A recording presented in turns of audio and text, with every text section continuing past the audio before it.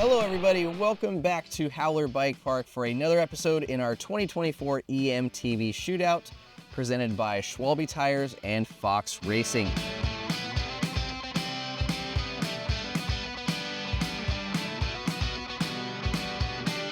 I think I got this. Okay.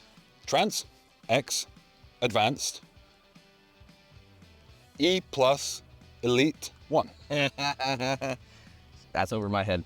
So here it is. At the time of testing, a $10,000, I kind of want to call it a versatile, do-it-all mountain 150, 140 bike that has the ability to run either a onboard 400 watt-hour battery with the optional 200 watt-hour range extender. So really bumps you up to a 600 watt-hour battery. But if you don't want to run that extra, you've got a pretty light and capable all-mountain bike. Lightest bike in this roundup of 14 bikes, coming in at just 45.5 pounds, and it feels every bit as light as that. It is pretty impressive how light they've made it with that full power Yamaha powered Giant Sync Drive Pro 2 drive unit. It's pretty awesome. Something to note, 500 watts of peak power output. EP801, Bosch, have a bit more. So where do you think that stood? Obviously, it's a lighter bike by 5 to 10 pounds. Do you think that was an issue? I'm a heavier rider, and definitely on some stretches of steep climb, you do feel that slight reduced power, but otherwise, because the bike is so light, it gets off the mark pretty quickly. It's still got the full 85 Newton meters of torque, so okay. Yeah, it's not bad at all. All right. So moving into the spec here, we've got Fox factory suspension with a 36 fork up front and a Float X rear shock.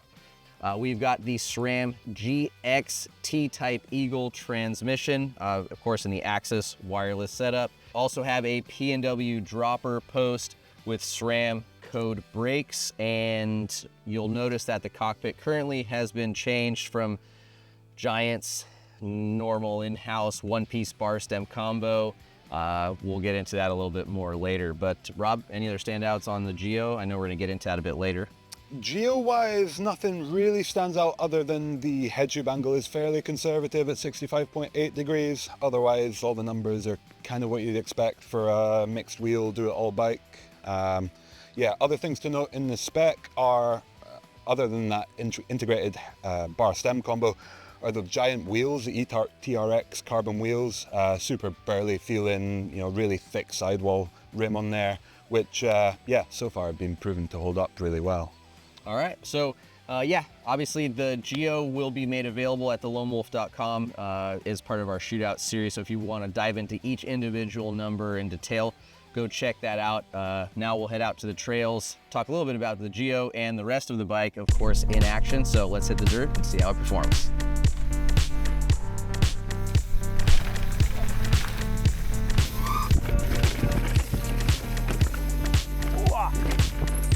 Swapped out the bar and stem, instantly things are feeling a lot better. To be fair to Giant, we had the one-piece bar and stem in its stock configuration, and we didn't get the wedges with it, so you can actually adjust the reach of that and the bar roll a little bit in that system, which is pretty neat for a one-piece. But yeah, instantly swapping it out, getting onto something a little bit more familiar has really improved the feeling of this bike. So, pretty stoked to keep on riding it.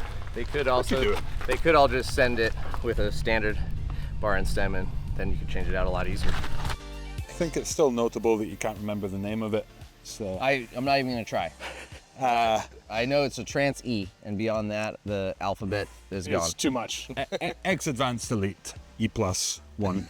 I enjoy the performance of this going up the hill. I think it feels incredibly light, agile, nimble, fairly well supported suspension.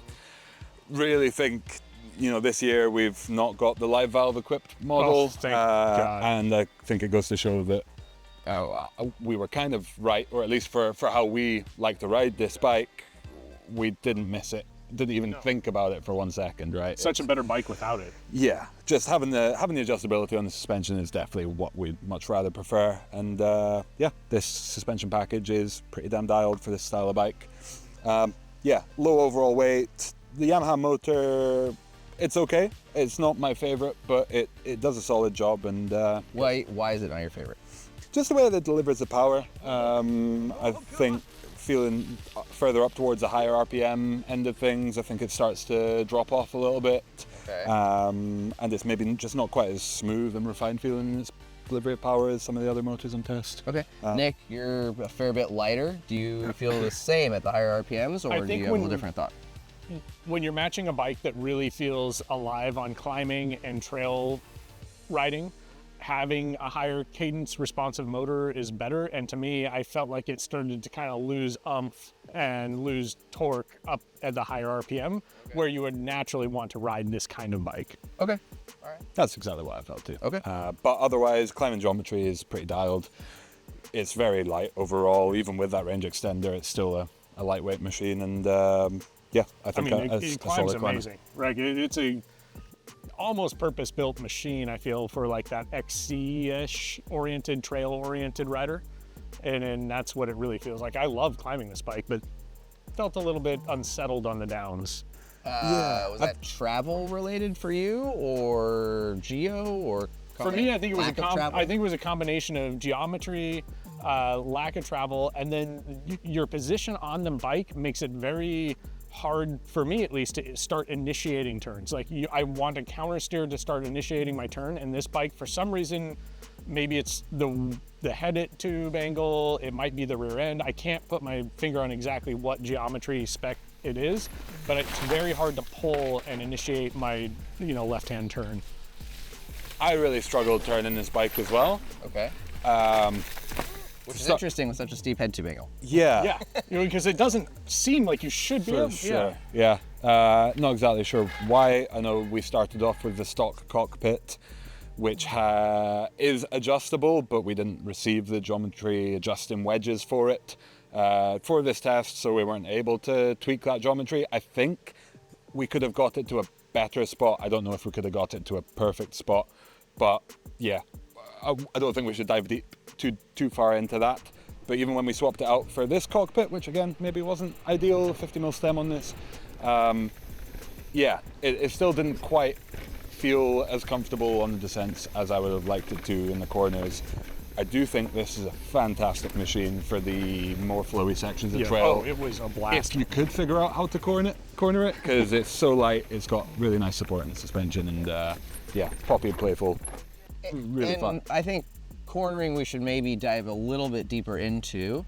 You're not talking kind of the swoopy, meandering, high-speed turns. We're talking steep, banked berms, out berms, where you're like sharp, tight ones. Yeah, and you're coming in so fast because you can work the trail for speed on this bike, and then you get to that turn, and I mean, I don't know if I was just having enough time every time I hopped on this bike, but I felt the same exact thing you felt. Okay, it's not me then, but I was getting very angry because I just wanted to tip this thing into a turn and just rip around it, and I couldn't get that to happen. Did you feel the this? same? To be fair, do you feel like this is a bike that most people will be riding in a bike park on really steep, sharp banked berms?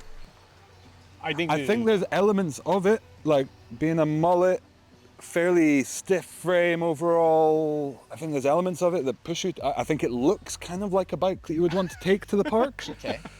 But maybe that's where it went wrong for me.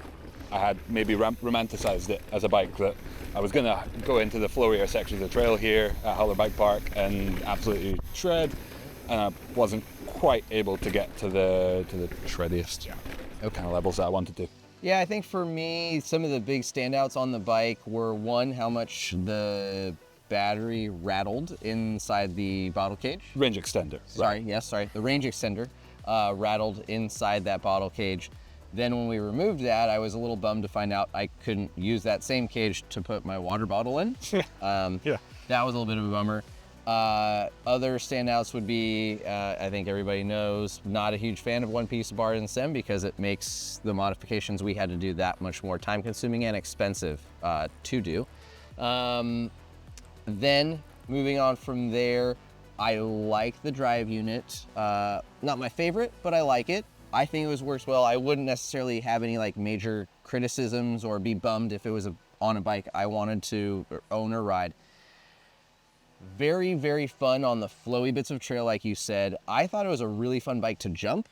Like it was almost like, and with that steeper head tube angle, like which you might, I don't know, Echo. It almost felt kind of like a BMX bike or like a little dirt jumper hardtail because it was so steep that you could really kind of move it and pull it around in the air.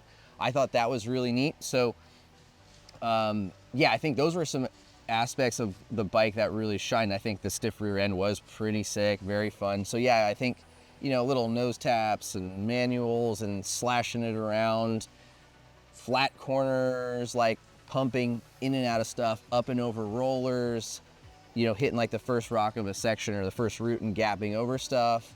Like there was a lot of cool stuff about this bike that I did like. And But what didn't you like? well, the things I said, the things I led off with. Hopefully I didn't sour anybody right there with the negatives first, but I don't know how the compliment sandwich order goes. I can't remember, but final thoughts, ideal consumer. I think the ideal person for this bike is somebody who likes to ride a lot of flow, quick, fast trails, that likes to kind of use natural features to kind of gap over stuff.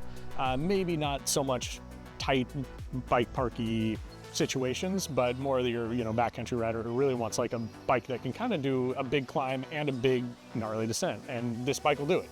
Robert. I think if I owned this thing and I was able to play around with it a bit, I'd eventually either learn how to corner it or figure out what needed to be changed in order to let me corner it. I really like you said, the concept of this bike. A lightweight, full power, extendable like package seems to make a lot of sense for me. I give it major props for the concept, being a semi-modular full power bike. Really like that. Love the playfulness. I like the efficiency. I like certain aspects of the Geo for the trail rider, you know, general mountain biker. Yeah. I think it's going to be a great consumer or bike for that consumer.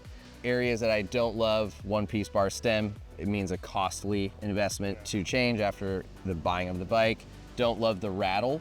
You know, so there are some things, the cornering thing, right? If you do want to push it into some gnarlier stuff. General trail rider, average Joe mountain biker, and I don't mean that like skill-wise, but like just like the do-it-all mountain biker, like going out and doing all sorts of mountain bike trails. This bike will really excel and I think treat them quite well.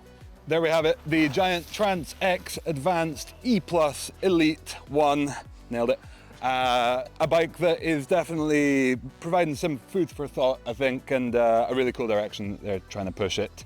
If you've enjoyed this video, then make sure you give us a like, subscribe to the channel so you don't miss out on the rest of the bikes in our 14 bike e-bike roundup for this year, and leave us a comment, let us know what you think of this one. Thanks for watching, catch you out on the trails.